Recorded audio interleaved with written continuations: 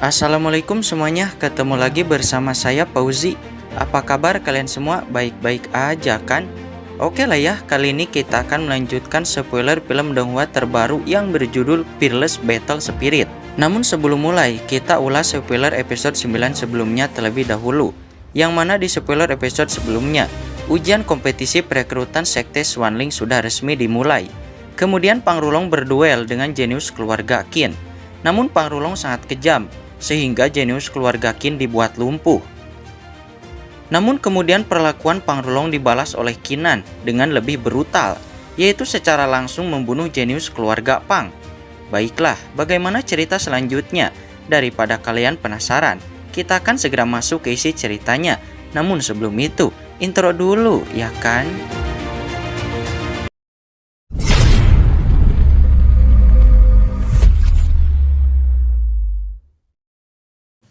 Namun ketika semua orang tercengang, tiba-tiba Baiheng menjadi marah. Dia tidak menyangka di kota Linshu yang kecil ini masih ada seseorang yang tidak menaati otoritasnya, sehingga dirinya pun bertanya kepada Qinan, seraya mengeluarkan auranya yang sangat mendominasi. Nah, apakah kamu tahu apa yang kamu lakukan barusan? Qinan tidak takut sama sekali dan menjawab, tentu saja aku tahu apa yang aku lakukan. Aku hanya membunuh seorang jenius sampah dari keluarga Pang. Apakah ada yang salah dengan itu? Sejauh yang aku tahu, di arena, itu adalah hidup dan mati. Aku seharusnya tidak melanggar hukum, kan? Mendengar jawaban Qinan malah membuat Baiheng semakin marah. Alhasil Baiheng pun melayangkan sebuah serangan telapak tangan besar kepada Qinan untuk memberi pelajaran. Telapak tangan besar itu masih jauh, tapi Qinan sudah merasakan tekanan yang sangat dahsyat. Melihat itu, Qintian juga akan segera bergerak untuk menolong anaknya. Namun tiba-tiba, sebuah ayunan tangan sederhana dilepaskan oleh Nona Xiao Qingsui, dan dengan mudah memblokir telapak tangan besar yang dilepaskan oleh Baiheng. Dan Nona Xiao Qingsui pun meminta Baiheng untuk berhenti.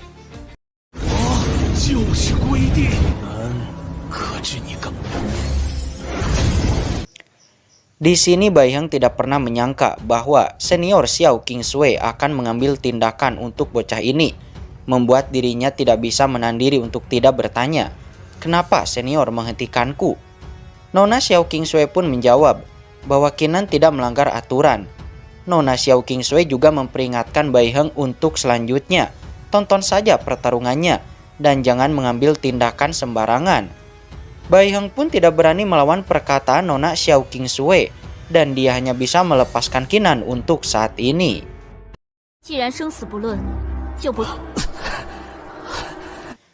Sementara Qinan di bawah saat ini dirinya masih merasakan tubuhnya yang bergetar. Aura tekanan dari Baiheng sebelumnya benar-benar sangat kuat. Dengan kultivasi Qinan saat ini dia tidak bisa menahannya. Namun untungnya Qinan memiliki martial spirit dewa perang di tubuhnya. Jika tidak, Qinan mungkin sudah pingsan sebelumnya. Namun hal ini juga memperkuat tebakan Qinan bahwa Baiheng ini memanglah berkolusi dengan keluarga Pang. Dan kompetisi ini itu mungkin adalah jebakan untuk menghabisi keluarga Qinnya. Namun ini juga masihlah hanya tebakan Qinan karena masih belum bisa diverifikasi kebenarannya. Namun Qinan sedikit menghela napas lega karena terlepas dari tindakan penatua Baiheng sebelumnya. Tapi penatua wanita Nona Xiao Qingsui itu masihlah sedikit normal dan cenderung cukup adil.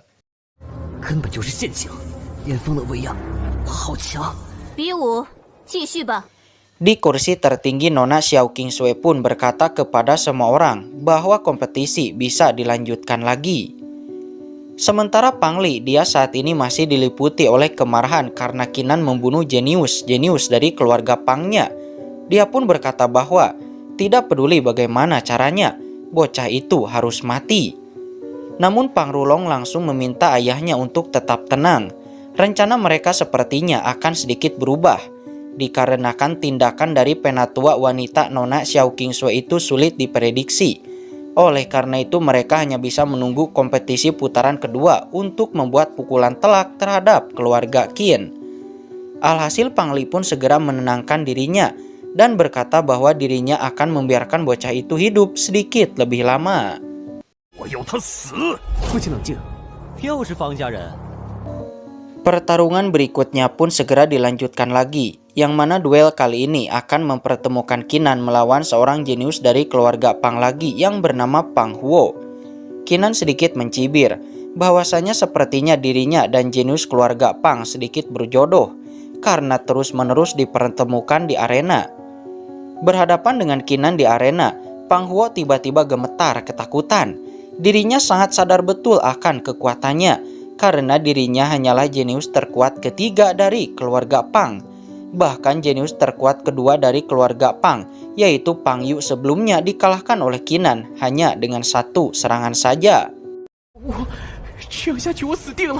Pang Huo yakin bahwa jika dirinya terus berdiri di arena, maka pasti dirinya akan berakhir dengan kematian. Akhirnya sebelum pertarungan sempat dimulai, Pang Huo pun berteriak bahwa dia menyerah, seraya melompat ingin keluar dari arena. Namun Qinan tentu saja tidak akan membiarkannya dan lalu melayangkan satu ayunan pedang untuk menghabisi Pang Huo. Jelas saja hal itu membuat Pang Li dan seluruh anggota keluarga Pang lainnya menjadi semakin marah. Namun mereka tidak bisa melakukan apa-apa sebelum kemudian duel lainnya kembali terjadi di arena. Di sini Qinan terus-menerus bertemu dengan jenius keluarga Pang. Namun semua jenius keluarga Pang itu dengan mudah dibantai oleh Qinan sampai tak tersisa.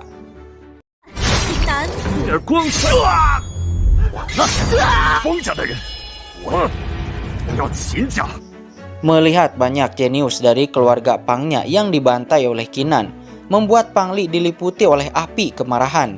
Dia meraung bahwa keluarga Qin harus membayar ini 10 kali lipat atau bahkan 100 kali lipat. Namun Qinan hanya mencibir dari sudut mulutnya karena keluarga Pang juga di arena terus-menerus membantai para jenius dari keluarga Qin-nya. Pang Rulong saat ini juga angkat bicara bahwa Qinan, aku akan mencatat semua perlakuanmu ini dan akan membalikannya 100 kali lipat. Namun Qinan langsung menatap Pang Rulong dengan tatapan yang sangat dingin, seraya berkata, Pang Rulong, jika kamu tidak terima, ayo naik ke arena dan bertarung denganku. Tentu saja itu juga jika kamu berani. Sontak saja hal itu membuat Pang Rulong sangat marah, dan lalu ingin melayangkan serangannya kepada Qinan. Tapi seorang pemandu acara tiba-tiba meneriaki Pang Rulong, yang mana jika sampai kamu bertarung di luar kompetisi, maka kamu akan didiskualifikasi. Alhasil Pang Rulong pun menahan diri dan menghentikan serangannya, seraya berkata, Qinan, aku akan membiarkanmu hidup sedikit lebih lama. Singkat cerita, babak putaran pertama pun telah selesai, yang mana terlihat hanya 5 orang yang lolos ke ujian putaran kedua. Mereka adalah Qin Daolong, Qin Xianglin, Qin Changkong, Pang Rulong, dan yang terakhir Qinan. Pang Li tidak bisa menahan amarahnya karena hanyalah Pang Rulong satu-satunya jenius dari keluarga Pangnya yang lolos ke putaran kedua.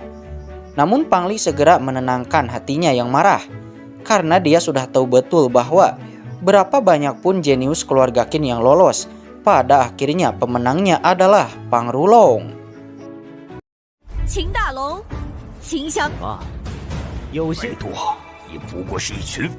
Di babak kedua ini, peserta yang lolos akan menampilkan martial spiritnya. Di arena, Pang Rulong pun langsung mencibir kepada Qinan, yang mana dirinya tahu betul bahwa Qinan hanya membangkitkan martial spirit sampah tingkat 1. Dirinya sangat yakin di babak kedua ini dialah yang akan keluar sebagai pemenang, dan Qinan, kamu hanya akan bisa dipermalukan. Mendengar cibiran itu, Qinan tetap tenang, namun Qinan tidak menanggapinya, tapi Qinan mencibir di dalam hatinya bahwasanya ketika nanti aku menampilkan martial spiritku, Pang Rulong, aku harap martial spiritku tidak akan menakutimu. Qinan,等下第二，方志龙。 Di saat yang sama, Qin Changkong mencibir kepada Pang Rulong, yang mana dirinya sangat menantikan martial spirit macam apa yang telah kamu bangkitkan, Pang Rulong. Mendengar itu, Pang Rulong balik mencibir. Dia berkata, kapan ada badut jelek yang berani berbicara dengannya? Hei badut jelek, pergi dan matilah. Qin Cangkong jelas marah, namun kemudian Bai Heng langsung berkata kepada 5 peserta yang lolos bahwa ujian putaran kedua akan segera dilaksanakan. Ujian babak kedua sangat mudah, yang mana kalian hanya perlu mengeluarkan martial spirit kalian masing-masing. Namun Bai Heng bergumam di dalam hatinya bahwa dia sangat menantikan ketika Qinan mengeluarkan martial spirit sampah tingkat satunya. Dan ketika saatnya tiba, tidak akan ada seorang pun yang bisa menyelamatkan Qinan. Bahkan Nona Xiao Qingsui pun tidak akan bisa menyelamatkannya.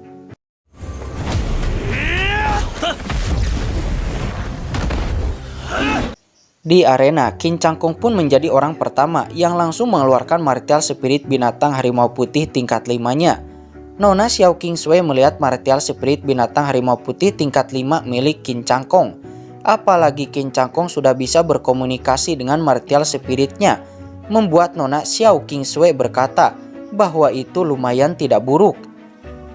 Mendengar penilaian dari Nona Xiao Qingsui, Qin Cangkong pun langsung memberi hormat dan berterima kasih atas pujiannya. Namun Qin Cangkong kemudian menunjuk ke arah Pangrulong dan meminta Pangrulong untuk segera mengeluarkan martial spiritnya. Sementara untuk Qinan, Qin Cangkong mengatakan bahwa, "Qinan, kamu tidak perlu mengeluarkan martial spiritmu, karena aku sudah tahu martial spiritmu hanyalah martial spirit senjata tingkat 1 alias sampah." Sebaliknya, Qin Cangkong cukup penasaran dengan martial spirit macam apa yang telah dibangkitkan oleh Pangrulong, sang tuan muda keluarga Pang yang bermartabat itu.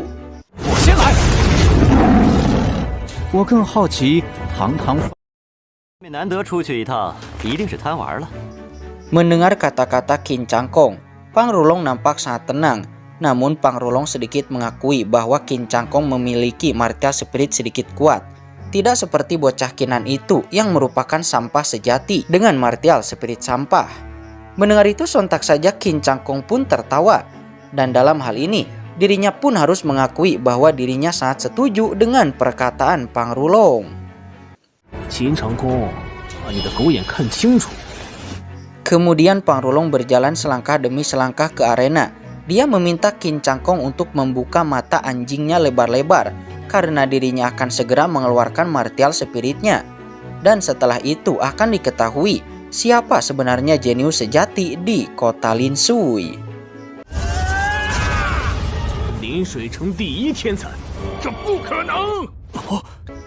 Dan ketika Pangrulong mengeluarkan martial spiritnya, tiba-tiba seluruh tempat berguncang dengan angin yang bertiup kencang.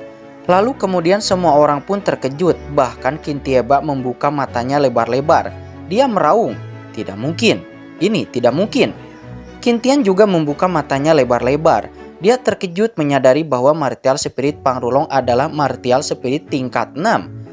Terjadi hening untuk sesaat, dan setelah itu semua orang pun bangun dari keterkejutannya. Mereka semua mulai mengagung-agungkan Pangrulong. Mereka semua sudah sangat diyakinkan bahwa Pangrulong adalah jenius teratas sebenarnya dari kota Linsui.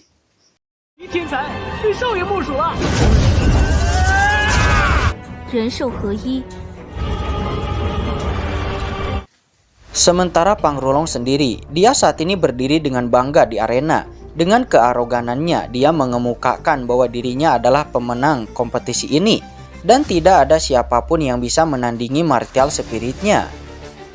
Sementara Bai Heng, dia langsung meyakinkan Nona Xiao Qingsui bahwa Pangrulong ini merupakan murid paling berbakat yang ada di kota Linsui ini. Nona Xiao Qingsui kali ini setuju dengan perkataan Bai Heng dan mengatakan bahwa bakat Pangrulong memang luar biasa dan memiliki masa depan yang cerah. Di kubu keluarga Qin, Qin Tian masih tidak percaya bahwa ternyata Pangrulong benar-benar membangkitkan martial spirit tingkat 6. Tapi fakta di depannya membuat dirinya harus mempercayainya. Namun ini adalah berita buruk bagi keluarga Qin, karena sudah dapat dipastikan bahwa ini merupakan kehancuran untuk keluarga Qin. Qin Cangkong saat ini juga merasa tidak percaya. Dia meraung, "Bagaimana kamu bisa membangkitkan martial spirit tingkat 6? Namun Pangrulong yang sudah lama merasa tidak senang kepada Qin Cangkong pun, dia langsung mengendalikan martial spiritnya yang berbentuk seperti palu raksasa itu untuk menghantam Qin Changkong untuk membunuhnya di tempat. 光真是可悲，我方如龙，你就只我不信，没有活着的资格。 Qin Changkong berteriak kepada dua utusan sekte Xuanling itu agar menghentikan tindakan Pang Rulong. Namun dua utusan sekte Xuanling itu tidak merespon sama sekali. Alhasil Qin Changkong pun mau tidak mau hanya bisa mengendalikan martial spirit harimau putihnya untuk menahan serangan Pang Rulong.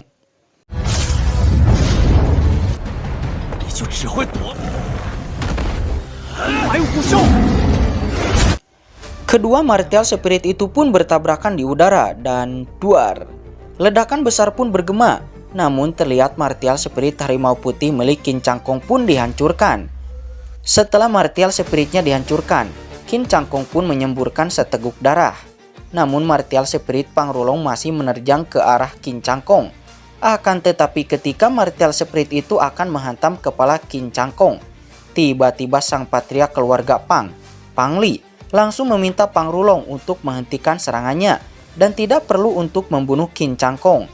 Pang Li mengatakan bahwa sampah seperti Qin Changkong bisa tinggal di keluarga Pangnya itu juga masih sedikit berguna.